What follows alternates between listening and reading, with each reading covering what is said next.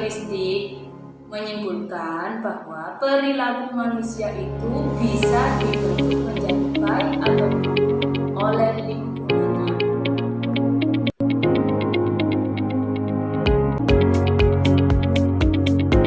Behaviouristik menurut para ahli.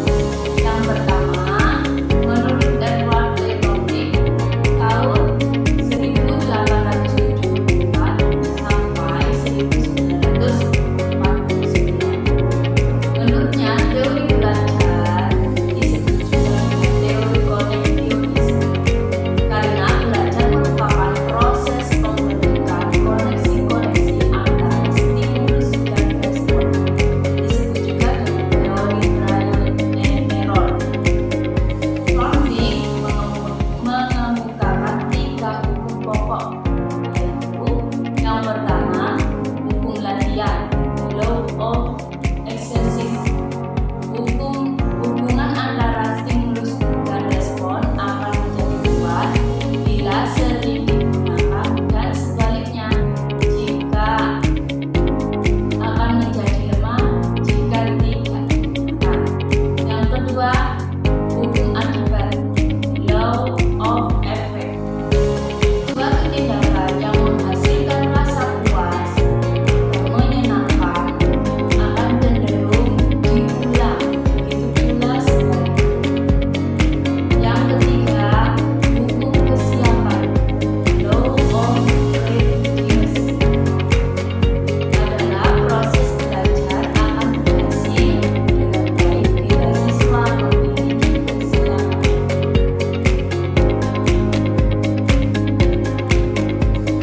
Para ahli yang ketiga, John Bowles Watson tahun 1878 sampai 1958. Menurutnya, belajar adalah proses interaksi antara stimulus dan respon. Hanya berbentuk tingkah laku yang dapat diamati dan dapat diukur. Perubahan yang tidak dapat diamati seperti mental, menurutnya tidak menjelaskan apakah proses belajar tersebut sudah terjadi atau belum. Manusia sebagai produk dari lingkungan, organisme yang netral, pasif, reaktif terhadap stimulus di sekitar lingkungannya.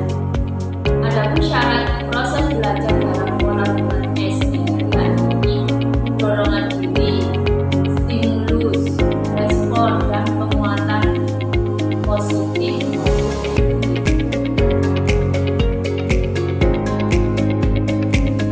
Menurut ahli yang ketiga, yakni Edwin Ray Guthrie tahun 1886 sampai 1959. Menurutnya, teori belajar behaviouristik merupakan salah satu penemu dari teori continuous conditioning.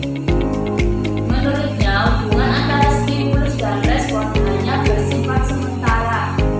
Siswa perlu sesering mungkin diberikan stimulus agar bersifat lebih tetap. Cara kerja teori ini tidak lepas dari aspek rupa, hukuman, dorongan, niat, dan transfer lainnya.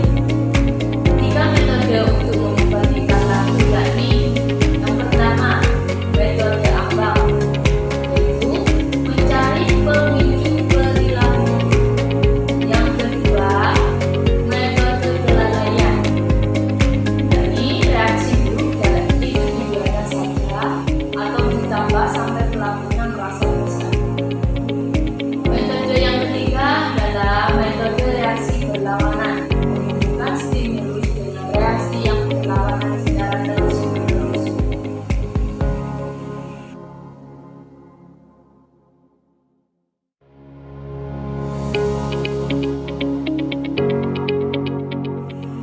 Menurut ahli yang selanjutnya, yaitu Bursum Frederick Skinner tahun 1904 sampai tahun 1990. Menurut Skinner, hubungan antara stimulus dan respon yang terjadi melalui interaksi di dalam lingkungannya akan menimbulkan perubahan tingkah laku.